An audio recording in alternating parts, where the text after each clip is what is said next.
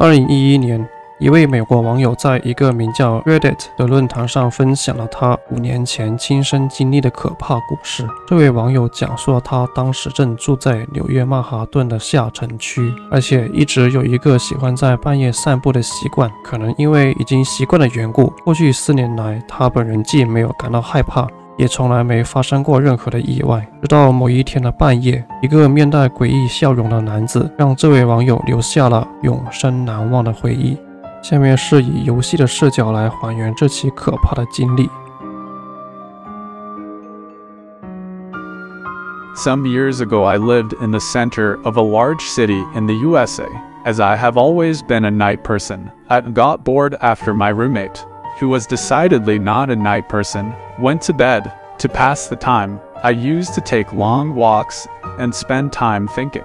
I spent for years like that, walking alone at night, and never once had a reason to feel afraid.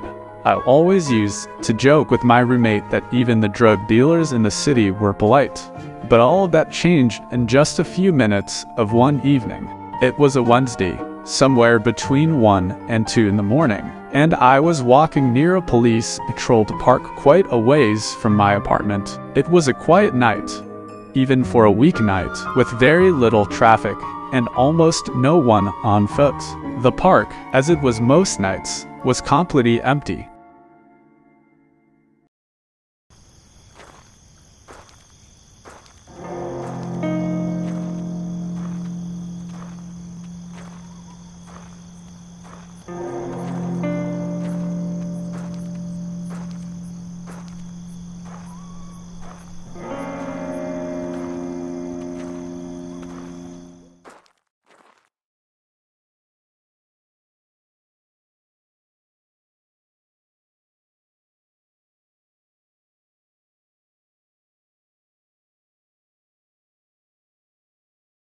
It's been a long time.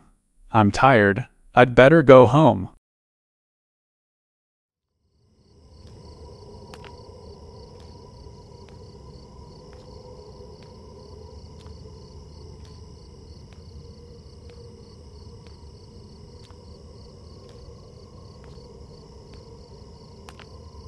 I was walking down a small street to get back to my apartment when I first noticed it.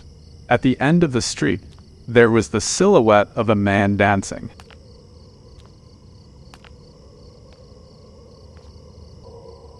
It was a strange dance. As he danced, he took a step forward. I guess you could say he was dancing, coming straight towards me. He danced closer still, until I could make out his face.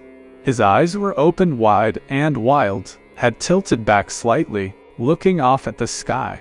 His mouth was formed in a painfully white cartoon of a smile. I took my eyes off of him to cross the empty street.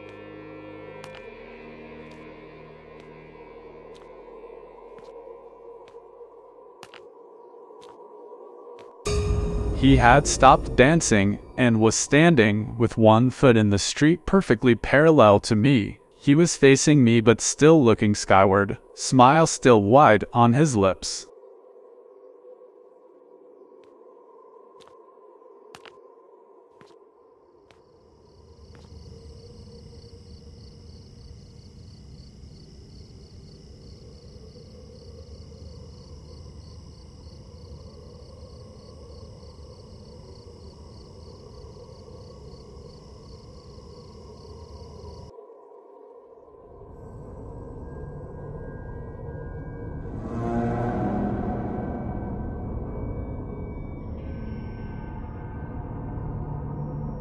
He had crossed the street and was now crouching slightly. I was so shocked that I just stood there for a while, looking at him.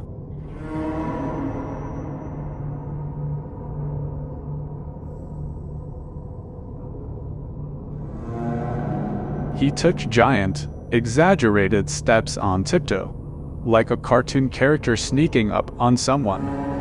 Only he was moving very, very fast. What the fuck do you want?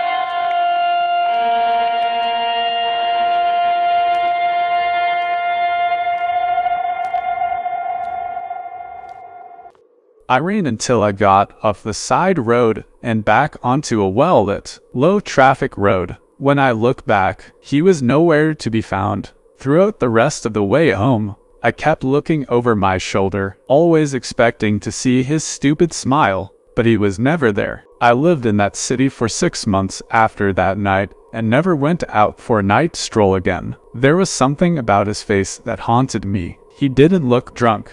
He didn't look high. He looked completely and utterly insane. And that's a very, very scary thing to see.